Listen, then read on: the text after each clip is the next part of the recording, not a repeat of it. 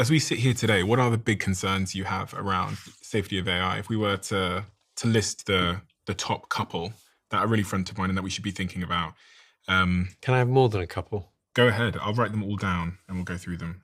Okay, first of all, I want to make a distinction between two completely different kinds of risk. There's risks that come from people misusing AI, Yeah. and that's most of the risks and all of the short-term risks. And then there's risks that come from AI getting super smart and deciding it doesn't need us. Is that a real risk?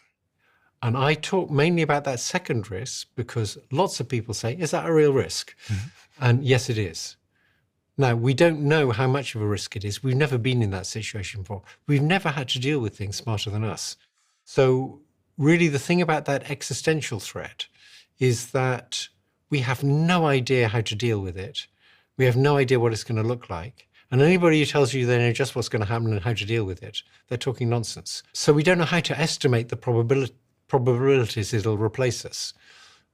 Some people say it's like less than 1%. My friend Yann Lecan, who was a postdoc with me, thinks, no. We're always going to be, we build these things, we're always going to be in control. We'll build them to be obedient.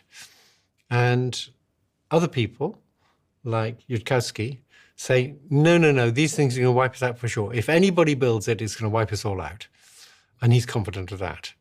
I think both of those positions are extreme.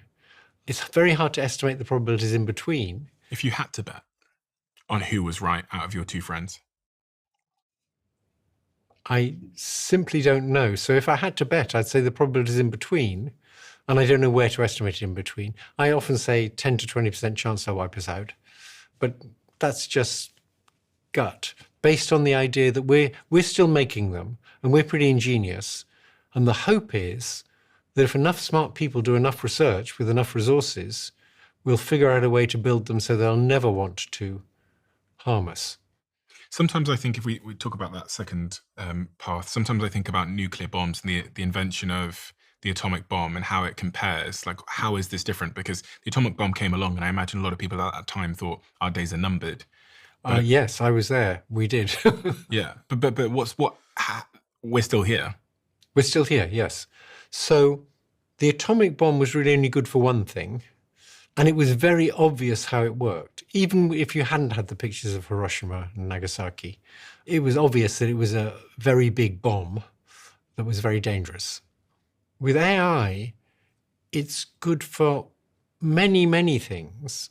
It's going to be magnificent in healthcare and education, and more or less any industry that needs to use its data is going to be able to use it better with AI. So we're not going to stop the development. You know, people say, well, why don't we just stop it now? We're not going to stop it because it's too good for too many things. Also, we're not going to stop it because it's good for battle robots, and none of the countries that sell weapons are going to want to stop it.